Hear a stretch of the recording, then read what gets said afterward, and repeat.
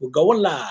We're going live, and we're live. Hello, hello. Welcome back to my YouTube channel. We're on day 20 of having my screenplay turned into a movie, and I'm here with Kevin Wiggins, master actor. Well, all right. Hello. So welcome. Say hi to the audience, and before say hi to the audience. Hello.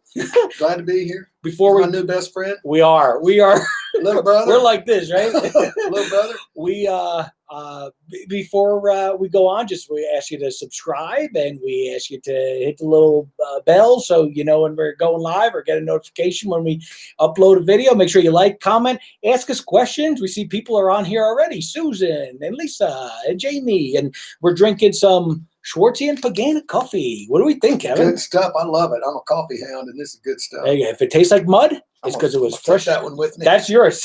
Thank you, brother. If it tastes like mud, it was fresh ground this morning.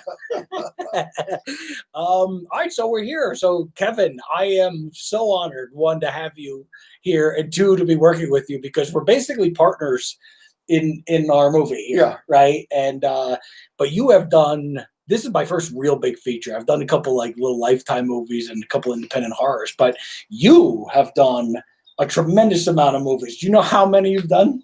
I guess so. And, you know, I didn't know until you had told me you were going to ask that question. I had to get on IMDb and look because I don't recall. And IMDb says I've been in 69. And I'm sure they've left out a few. I've been out here in New Mexico banging away at this film business for about 32 years. You know, I was maybe a baby when I started. Anyway, so I think 69 plus. Well, that's a lot of movies. Yeah. It's a lot of movies. What, do you have a favorite? This one, Surrounded. Yeah, boy. No kidding. Yeah, that might be true. Yeah. All right, good. Well, I appreciate that. So name some of either the most recent or like the biggest ones, the ones our friends here would know. I tell you one that I really enjoyed doing was Hell or High Water. I think it's been called a modern Western. It had all the characteristics of the old Western. And working with Jeff Bridges was something else. I was the good old boy from in town that comes to his rescue at the head of a caravan after his partner is killed. And I bring the rifle and hike up the hill with him to finish off the bad guy. Working with Jeff Bridges was a dream of a lifetime. What actor wouldn't want to work with an actor of that caliber? What a great guy. If you want to pick up acting tips, all you have to do is do a scene with somebody like that. It's flattering to think that the production company would hire you and trust that you had the talent not to screw up their expensive movie. That's how I always feel. So you got to bring it. Anyway, Jeff Bridges, Hell or High Water was critically acclaimed, and I'm very happy with that one. Yeah, I love that movie. I absolutely love it. It's like a flawless picture. Yeah. So how many days did you shoot on that? Maybe 2. 2 days. Yeah. But it was at the peak of the movie, and in fact, I think that clip was shown at the Oscars. Really? Yeah. Yeah. So what's the lesson you pick up working with him? Intensity. I saw from a distance in the movie, he comes and runs over to the pickup truck, and I saw him over there before they rolled cameras doing some interesting movements like yoga or something. I'd never seen anything like that. And the dude is the dude, literally. Yeah. He is intense. The intensity. I've worked with a couple of Oscar level actors before. The intensity. He brings it. That's it, you know. You try to match that when you're in a scene with them? Absolutely. It's like playing tennis, Andy. If you're playing with a player that's better than you, the ball comes over the net, and you got to step up, and you got to bring it. You got to hit it back. That is where that's where you improve. That's the fun. That's all the fulfilling thing about acting, film acting, working with somebody who's really good. And it's flattering to be cast in a scene with them. Oh, heck yeah. I think tennis is such a racket. Hey, look, I don't know if you can see this, but right over your head, you see there's a rainbow. Do you see a rainbow? Mm-hmm. Well, you just look at this. This is meant to be. I don't know if you guys can see this rainbow out in the distance. Northern New Mexico. I mean, ain't nothing like it. There's some horses over here in a corral. Yeah, it's crazy. Wooden fences. This morning, a stray cow that escaped from the thing walked right by my room, and then like 4 guys were running around trying to grab my puppet, and I'm out there shooting the puppet, watching the escaped cow. You wonder what they found more striking, the loose cow or you over here with the puppets? Yeah, probably me with the puppets. Oh man. All right, so Hell or High Water. You were also in Sicario. Yeah, I was in Sicario in the opening scenes. I was clean shaven. I was the federal agent with the short sleeves and the tie, sitting across from Josh Brolin, and we're interviewing Emily Blunt's character for this this mission that she knows nothing about.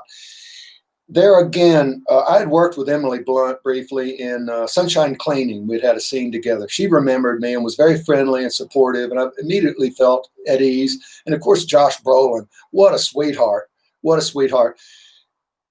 There again, Really? to be able to work with that caliber of actor, it's I can't describe the feeling to be entrusted with that and to be regarded that way. I don't like to brag or anything.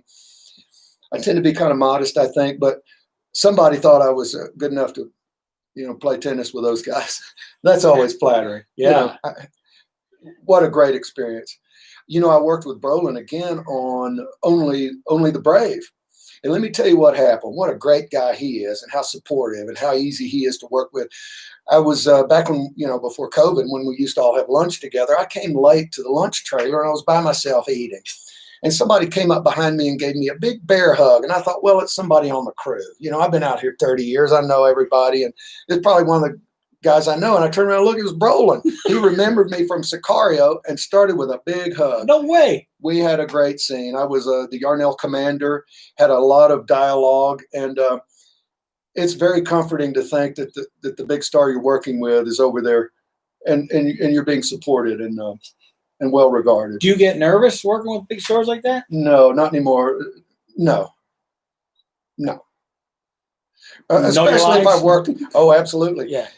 The basic job skills: show up on time, sober, ready to work. And if you can act a little bit, that's even better. Right. That's how I got my start. Now, there's a couple of things. There's a couple of things going on. I want to come back to that if you could act a little bit, because you told me a story I want you to recount here. But one of our people here asked you a question. What kind of character have you never played that you want to play? Well, that's very interesting.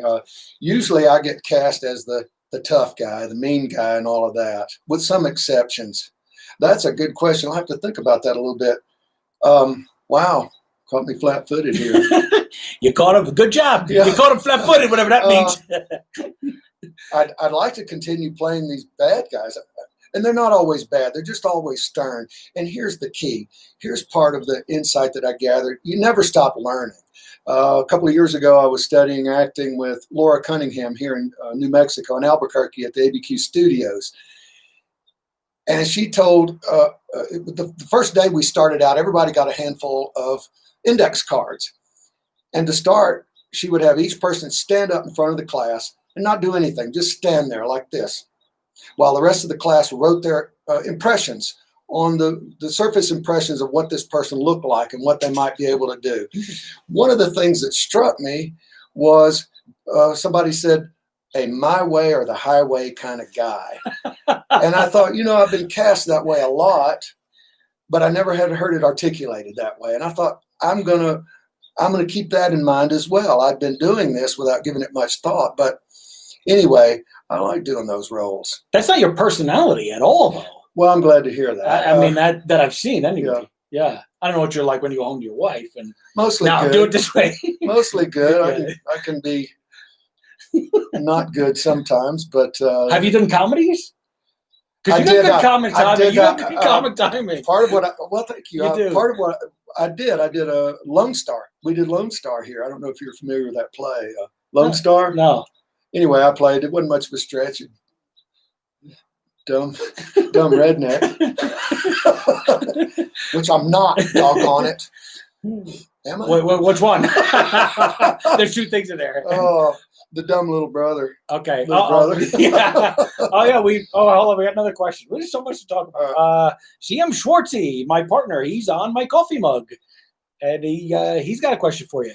Kevin, talk about working with Andy as a co-star, someone that's had to sit next to him in many seats. He's got strong opinions. Yep. Well, let me talk about Andy. In life, you meet people that you immediately like, immediately hate. Most of them you could take them or leave them. As soon as I met Andy, this guy put me at ease and seemed like such a goof. And when they roll camera, he's so natural. You think, wait, what, wow, what? you got to catch up, like playing tennis. Same thing with Andy.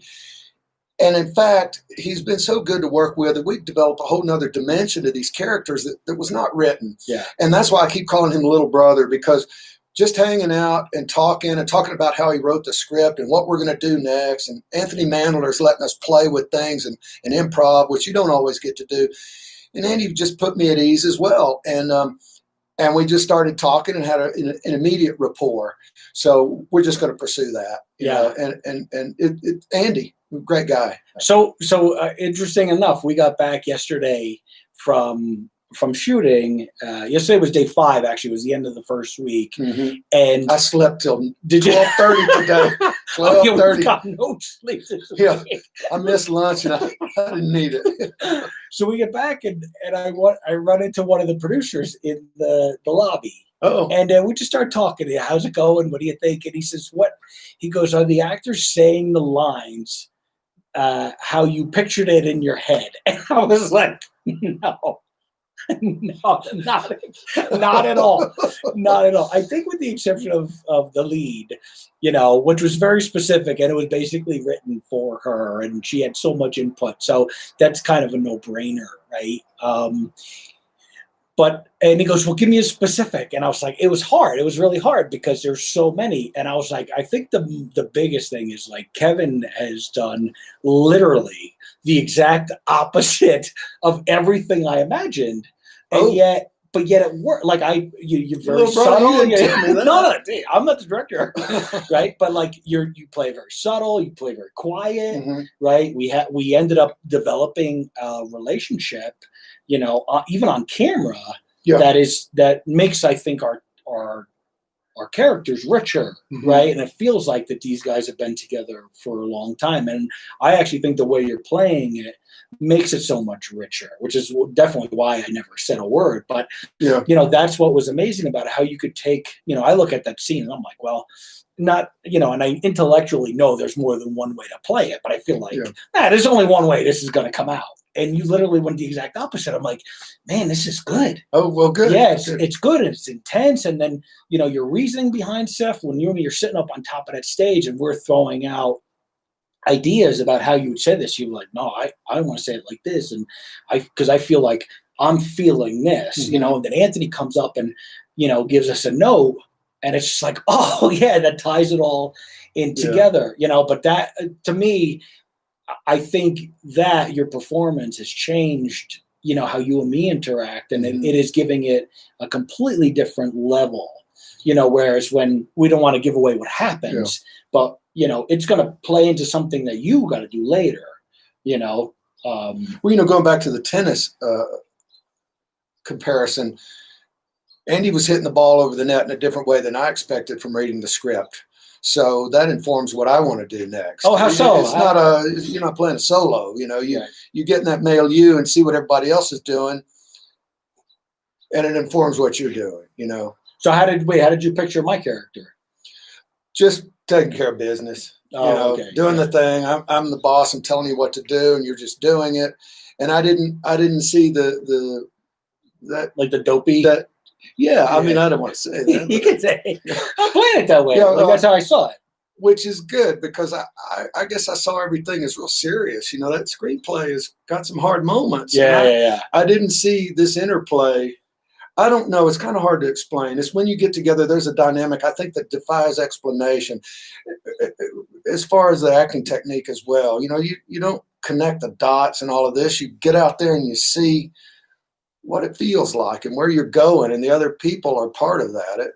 I don't know. What's your process for learning your lines? I sit down with the script, paper script. I can't work with the computer the way I have got this method, and I'll cover up the lines with another piece of paper, and I'll go line by line, uncovering them and learning them until I've got them down. And then I've got a little mini recorder that I use, a digital recorder, and I'll record everybody else's lines. And once I'm off book, I'll play my cue, and so I play everybody else's lines on a recorder and get off book. So you record literally on a little recorder? Yeah. Oh yeah, you were telling me about that. For 30 That's how you years. audition, right? Yeah. In fact, I can't get my wife to read for me. She's working hard. She has no time for this foolishness. She used to be a talent agent out here. I didn't know that. Oh yeah, and she's been so busy lately. She doesn't have time to run lines with me. So I put them on a recorder and I just play them back. And on the audition tape, I had the recorder off camera running everybody else's lines and responding to them. So you're talking to yourself. Yeah, pretty much. I do that There's at home apps anyway. for that now, you know, on your phone. Apps for talking to yourself. Yeah, for like learning your lines. Oh yeah, I'm behind the curve. Until last week. I type with a typewriter. Listen, until last week, I was using a little micro cassette recorder, and finally it broke. And I go to Office Max and I said, "Hey man, y'all got any of them little cassette recorder things?" And I got a blank look. He said, "No, we use these. You gotta go to the cops antique use store. these to record crime people or so. I don't know." And so it's a digital recorder, and it's got a little thing. I would have brought it if I thought we were going to talk about that. Maybe that's for another time. Anyway, I thought that's what everybody does. Yeah. You know what everybody does? I have no idea. So I had this thing happen to me the other day. I didn't tell anybody. We went there early and we ended up not shooting till like 2:00, right? 1 or 2 o'clock the other day. And it was when we were running through the entire scene. Yeah. And somehow I just didn't picture us running through the whole scene. And we got there, and we start walking towards the stagecoach, and it just a pit formed in my stomach, and I realized I haven't looked at the script, and I have no idea what we're shooting, and I never went over my lines, and I was so excited. I forgot to look at the lines. Oh no! Yeah, and you covered really well. I didn't know that. Well, I got it by the time we got to running them. I mean, we had like 10 minutes or whatever. I grabbed, do you remember I was asking, you got sides? Did we got sides? And I started reading them. And luckily, I wrote the script. Yeah, so it was easy. It was kind of easy to remember and get in the rhythm. And you and me, it was easy to get into the rhythm, I got to get some more of this good coffee. Yeah, heck yeah. So we got to hold this down, open it up. We got to take a little coffee break because coffee. There's nothing more important than coffee, right? What brand is this again? This is Schwartzy Bagana Shanana Coffee. Shanana Beans. Shameless plug. Which you can't buy almost anywhere. So hit up Schwartzy. His personal number is when you're the screenwriter, whatever you say is instantly become the lines. That's right. That's right. It doesn't work that way.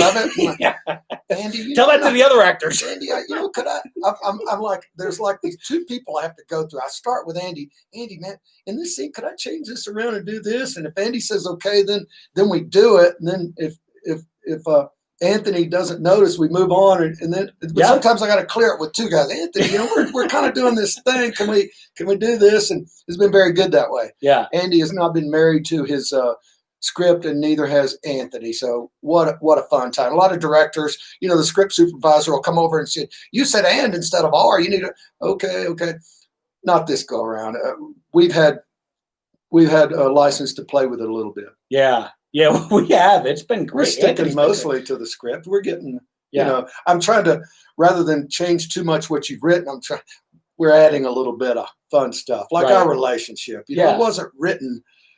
No, we're brothers, but I got to talking to Andy about how I was feeling about our relationship just on the page. And I said, it would help me when we're on camera if you're my little brother, and it just would, the way I would talk to you wouldn't be the same as an employee that works for me. Right. I might be a little meaner because that's little brother. Right. And my character's not a nice guy, as you will see. So he was gracious enough, and also he's just that kind of guy. What? I didn't pay him, I swear. All right, so we got a question here. Who's the most intense actor you work with, and why is it Christian Bale? Christian Bale was pretty intense. I did a scene in the opening of Terminator Salvation. He was pretty intense, such that we didn't chat much in between takes. He was gracious, and we met. He was very quiet, and that was it. Intense. I did a scene with Sean Penn in. Oh, what was that? I don't recall now. Dang. This must be the place. It was ultimately cut, but Sean Penn and I spent an afternoon in a pickup truck down here in southern New Mexico, driving along with a picture car in front of us and all this yada yada. And he and I are in the pickup truck having this dialogue. He is intense. He is intense like Jeff Bridges. What a lesson. What a lesson. Yeah. Intensity. wow, just intense. They become somebody else on action, because in between takes he was joking with the crew and that, but intense. Sean Penn, so he didn't stay in it. He no turned it on as soon as he for the most part, no. And Jeff Bridges was intense when it was rolling, but otherwise he was the dude and super friendly. And, but those two guys come to mind. Of course, Josh Brolin was, Emily Blunt. I don't, all of them. It's instructive to see what they do.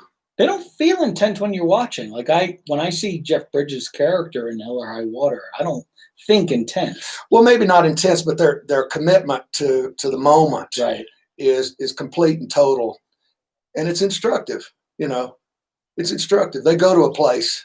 Do you ever have to, like, you perform in a certain way and the director gives you a note where you got to do it the exact kind of opposite or what doesn't feel right, and you got to try to find that quick and make it work? Not very often. By the time you get through the casting process, the bigger the film, the more auditions and callbacks you go to. For Hell or High Water, I don't recall how many auditions I went to. I auditioned for a lot of those local Texan parts before they placed me as the local redneck with a rifle, So by the time you get on set, usually they know what you are and they've hired you because they want that thing.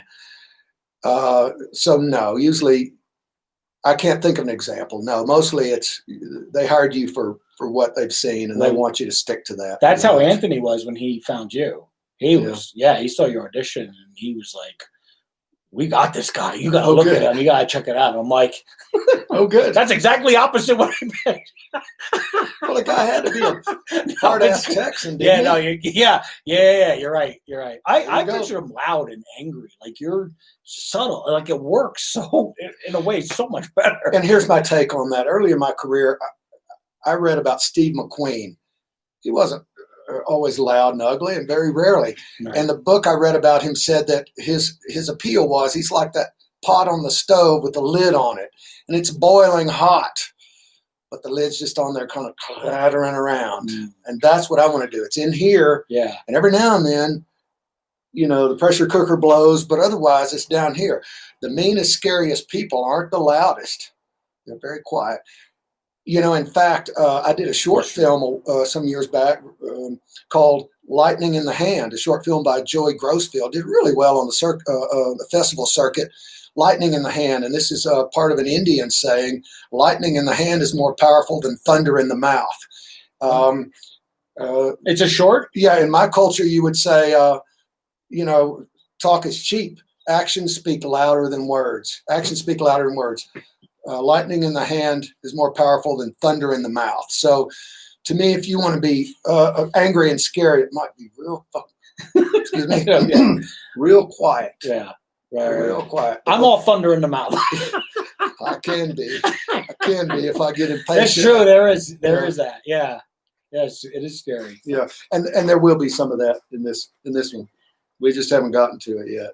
Oh yeah, I prefer to be quiet and right. angry. I did a scene with Domhnall Gleeson and Frank, which also was cut, and we had never met, and so we hit our marks, and we're standing real close, and I was playing a kind of a hillbilly guy, looking similar to this, and the scene was where I'm really being intimidating and asking, what the hell are you doing here? Looking him up and down like a piece of meat. We did the first take, and when they yelled cut, he staggered back several feet and said, wow, man, I'm stunned. What? And I was real quiet and mean. At the end of the day, I found him in my trailer leaving a handwritten note saying, wow, Kevin, unbelievable. I mean, really, really good. I was really amazed. He didn't have to do that. Domhnall Gleeson, he was so overawed by my performance, and it was quiet and mean and ugly, that he left me a handwritten note. I still have that. I was going to say, did you keep that? It was written on a fly sheet from an Oscar Wilde novel. And, those sorts of experiences sort of give you a little more confidence that you know what you're doing. If somebody like Domhnall Gleeson said he was scared to death, then you're doing the right thing. And it wasn't loud. So, that's how I like to do. That was Frank. And the scene was cut down. There's just a brief appearance of me saying something to him, and then we move on in the movie. Somebody says your name is literally the character Hillbilly. Yeah, that'd be about right. It was. Most of these parts aren't huge. Rob asked, Mystic River, were you in Mystic River? No. I don't know what. I missed that, Rob. Sorry, I don't know what that question was. What was that actually Fassbender under the mask? Oh, in Frank. As far as I know, I didn't have any scenes with him, but Oh yeah, well, that's a good question. yeah. I didn't have any scenes with him, so I couldn't vouch for that.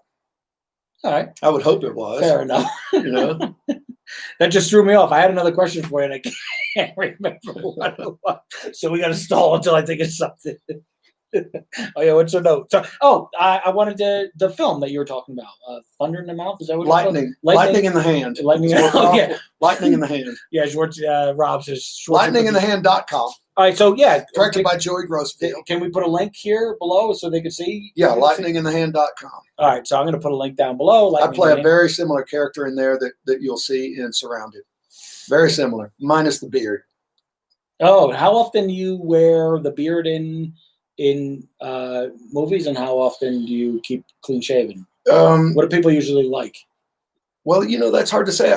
I've gotten a lot of work with the beard. Generally, what I do is let it go, neck hair and all, because I'm going to look kind of skeevy depending on what's going to come out here. And I don't know what the fact of the matter was in the real West, whether people were always looking like this.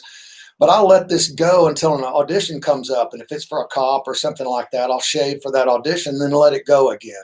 So I didn't grow this for Surrounded particularly. It's just that this is my MO to stay this way. You can always shave it off, but you can't add it on. Right. So although they are adding beards and mustaches to people on set, and it's amazing. Yeah, well, generally for these parts they cast out here, which are sometimes smaller, they want you to look like what they want. Yeah, sure. They don't want to have to. It makes it easy. They don't want to have to put any prosthetics on you. So when you you go and audition, how many times do you book?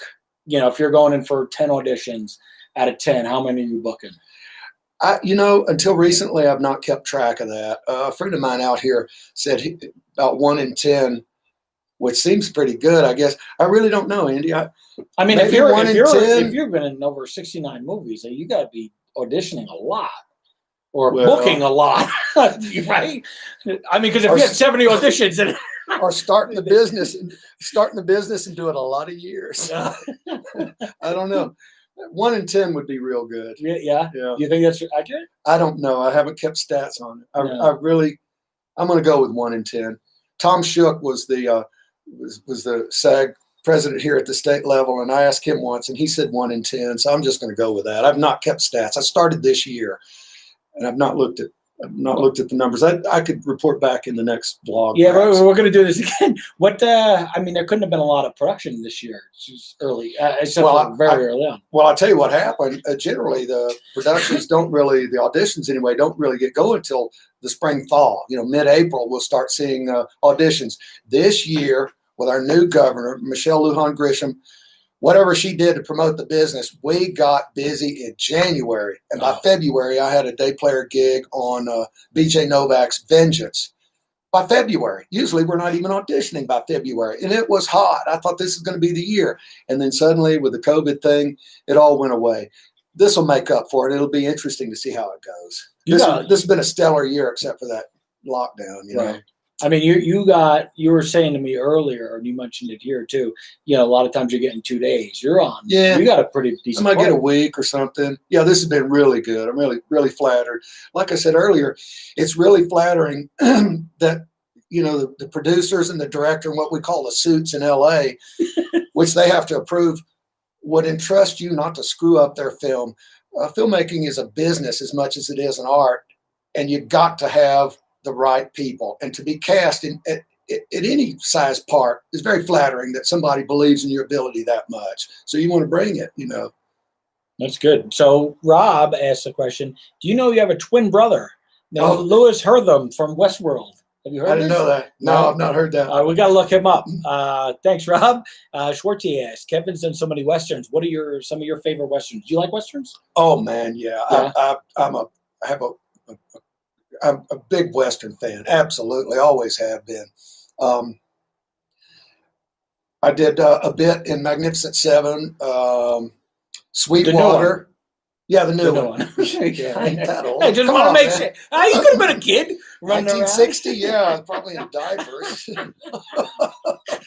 He was a baby left on the doorstep of the church. Westerns, and I've raised my 22-year-old daughter on Westerns. And, I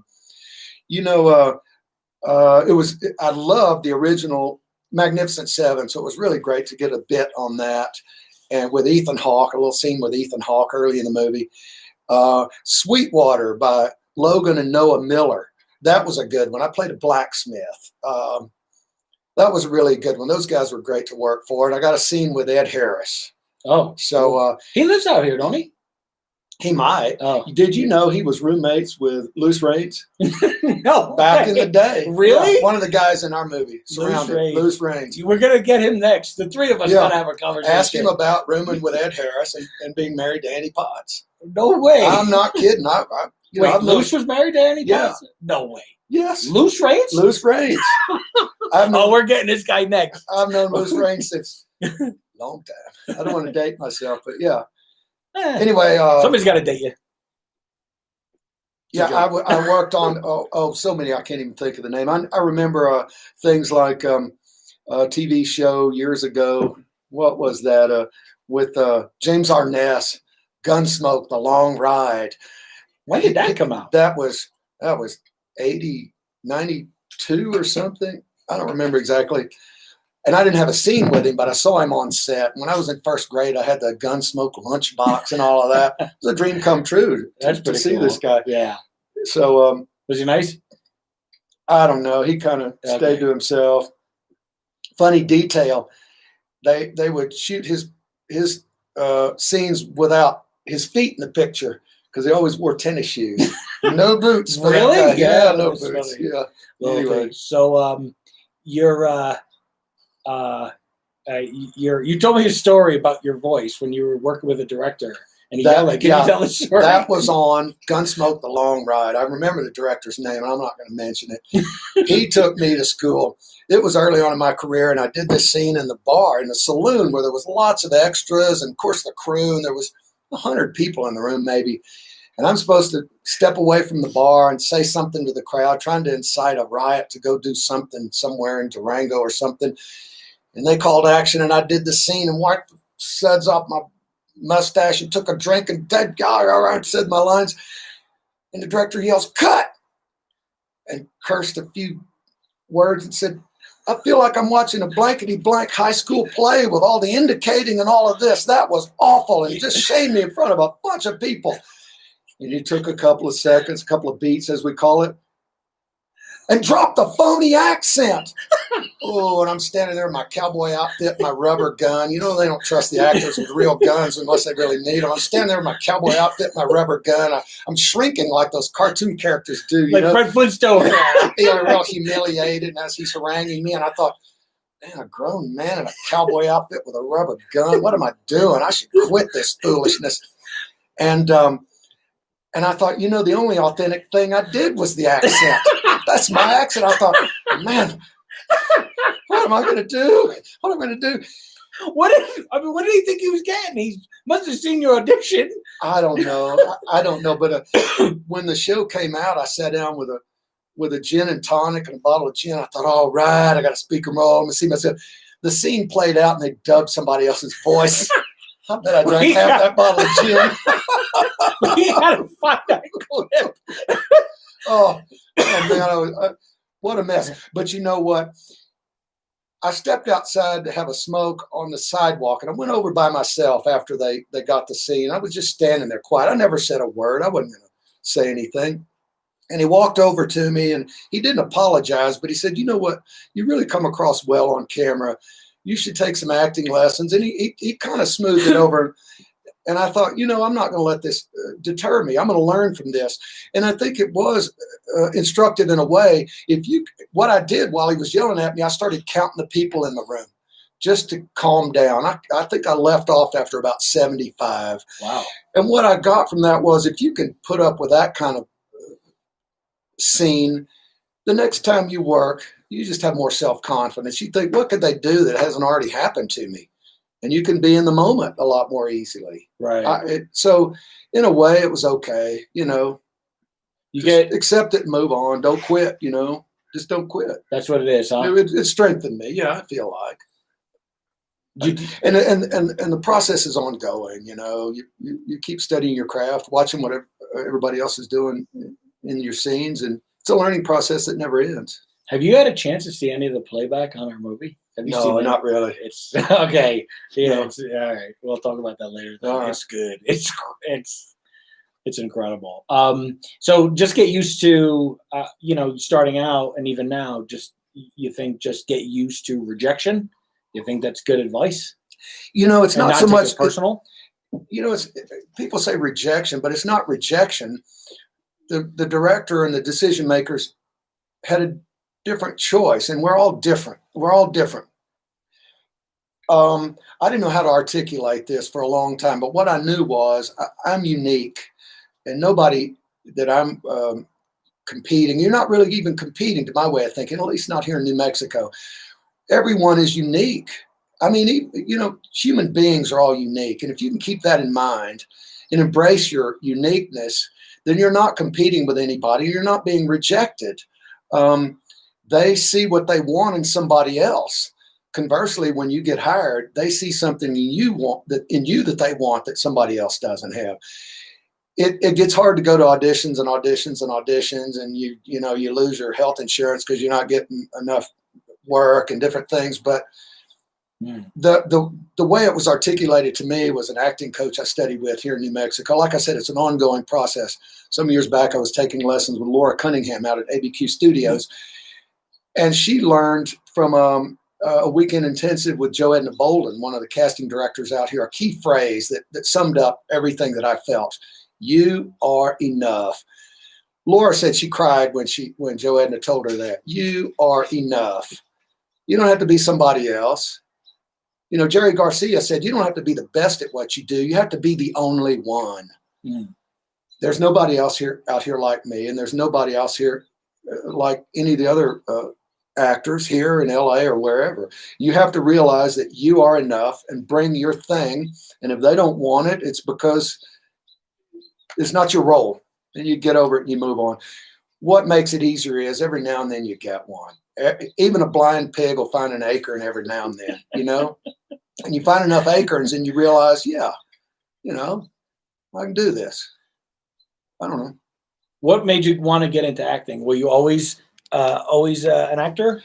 No. After growing up on Westerns, one key Western I saw on its first release was The Cowboys with John Wayne. Yeah. Hey, if you're going to spoil it, there's a spoiler alert coming, right? Because it's a rare for John Wayne movie. Yeah, well, I won't talk about how that went down. What happened was, in the movie, John Wayne's character has cattle he needs to move north, and all the capable, able-bodied young men have gone off looking for some gold rush, which they had occasionally. And he had these cattle that had to go to market. And out of desperation, he goes to the local school and hires a bunch of boys. I was about the age as the boys in that movie, and I thought, man, I wish I could be in a cowboy movie like those kids. They're just like me. Oh, man, how did they do that? I had an ache in my soul to do something like that so strong just from that movie, The Cowboys. I have that on DVD, which I guess is kind of old school technology, but I've watched that with my daughter over and over again, and it gets me in the gut every time. Wow, these kids in this story had a chance to do something that would change their lives. And I guess in a similar way, when I was about 16, I bought a motorcycle, and my parents let me go, and I rode off from the Gulf Coast of Texas down there, a little community near Houston. I rode up as far as British Columbia, Canada, and back again on my own adventure, off in the American West. And that movie really affected me and maybe caused me to have that wanderlust and long to be in the movies. And then what happened was I'm out here in New Mexico and find out they're making movies here. Lonesome Dove. Wow. And I got on as a horseman extra. That was your first? Yeah. Lonesome Dove. And I got to do a featured extra part, which was mostly Whittletown. Was that Tommy Lee Jones? Yeah, Robert Duvall, Rick Schroeder. Yep. And anyway, I got to meet the director and got directed in a little bit I had to do with the saloon girls, some tricky riding. Simon Windsor was directing, and I worked with Simon. And that was so exciting. that did it. After that, I started taking acting lessons and really pursued it more seriously. But the cowboys, those kids, Yeah. they got to go on a cattle drive away from mom and dad and the whole world. Great anyway, movie. that was that, and seeing Outlaw Josie Wales. That's one of our favorites. I've watched over and over again with my daughter. Whooped them again, Josie. That's a great one. I worked with Robert Carradine, right, who was in one of the kids. I think he's the oldest kid in the Cowboys, probably 12 or 13 at the time. Yeah. Right. And, his dad's super famous cowboy actor. John Carradine's been in, I mean, every John Ford, Western and movie, right? He's in The Searchers and Grapes of Wrath, and I guess not really Western. But so I worked with Bobby Carradine. And he was, he would tell me behind the scenes stories. John Wayne would, damn it, Carradine. But so he was the original inspiration for the main character for Surrounded. Because after I got to work with him, I'm like, there's just something so interesting and unique about this guy. And like, he was the lead character. And I literally named the character Bobby, which eventually became Letitia's character. We did a lot of changing, but Jamie Bell was attached to play Bobby. Oh gosh, I didn't realize that. But I wanted Robert Carradine to play it, and then later I wanted him to play like the liquor dealer. I was like, I'd be a great kind of character actor. Gelman's the best. Yeah, I know. Oh wait, they don't know. They don't know who's in it. Cut that part out. Right. Can't talk about that. I don't know. Nobody said anything, but I've noticed nobody's announced like you've worked with one of the other actors, and I'm not going to mention him. Oh, okay. Believe in Me, right? Like. Well, everybody will know now. Well, do they know who was in that? Don't look that up. Steven Seagal. Seagal. Yeah, you worked with Steven Seagal. On The Keeper. Nice role. He might have a reputation as a tough guy. I don't know. My experience was I got cast in his movie off the audition, and the casting director followed me out in the hall and said, Kevin Seagal really wants you for this role. Steven Seagal. No, the director was telling me, Kevin, they want you for this. Oh, okay. The casting director at the audition followed me into the hall after the taping. This was the initial audition. Nobody was there but the casting director and her assistant and me. And they videotaped me and all of us for different roles.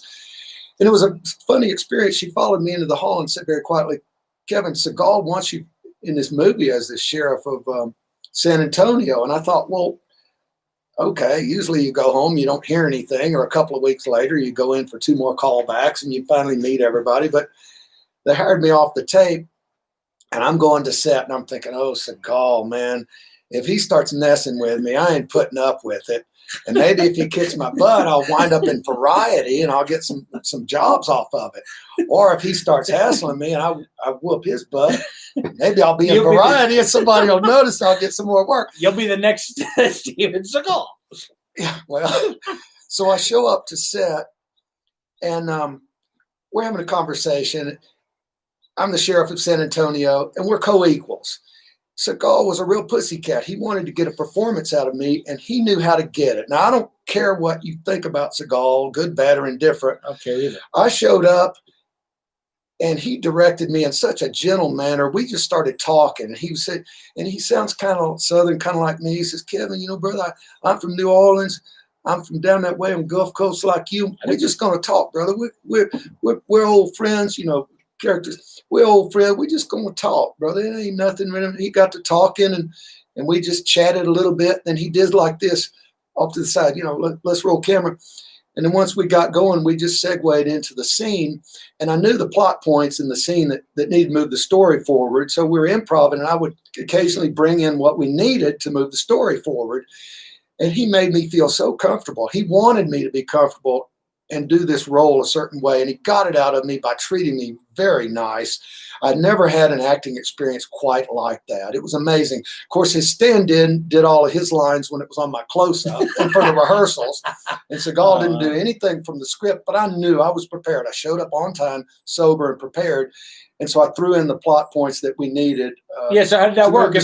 Worked great. He was very happy. If you're improving, though, and then he's taken off, and then you're working with his stand-in. Well, that was just for my close-ups. We did the wide shot with him. Oh, okay. And then when we did his close-ups, I was off camera. Right. And then when we were done, he left.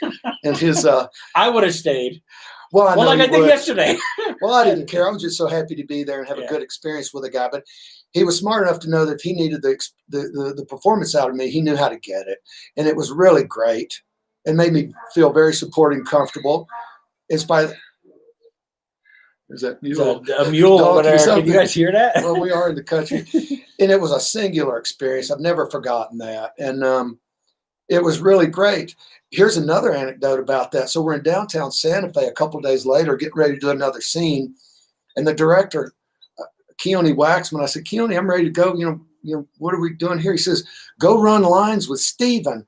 And I don't know whether he was setting me up or what, because he knows Steven. He knew better than to do this. So I go over to Steven, and he's sitting in his chair, and there's barricades over there holding the crowds back. I said, Steven, Keone says we should run lines. And he looked at me. He said, Kevin, my movie's done made blah-de-blah, however many millions around the globe. I ain't running no effing lines. I said, okay. I gave him a slap on the back, thinking, boy, I hope he doesn't punch me. All right, Steven. I walked away, and I guess it came out okay. I don't know. It was a great experience. But he directed me in a way that I want to direct others when I direct. Made me feel comfortable, brought me into the scene, and we just eased into it. Are you going to direct? Well, I have in little things. Oh, but yeah? you know what works when you see it. Yeah. He was supportive and gentle and got the performance out of me. He wasn't difficult and mean and smart enough to figure out what worked. Right. Anyway, that was my experience with Seagal. No matter, I don't know how the film did. I don't know if it did well. Are you going to cast me in something? Well, this is how you get parts, people. Yeah. It's called self-promotion. Put them on the spot. It's called self-promotion. My agent says I'm the best at that. Well, that's you're really good because you're already trying to get me to write a sequel, a spinoff series. Yeah, as soon as I met Andy and we kind of established a rapport in about 5 minutes, I said, "Oh, you wrote this? Look, man, part 2. Here's what do." And then he says, "Oh, a prequel." And yeah. Here's the Adventures of Curly and Andy. Yeah. Yeah, exactly. Right. When was the last time you've been in LA? Oh, guys, a couple of years ago, they flew me out for some ADR at Warner Brothers, I think. Oh, really? Yeah, I don't go to LA. I'm not a big city guy. So to be an actor, I mean, you've been in a lot of movies. You don't need to be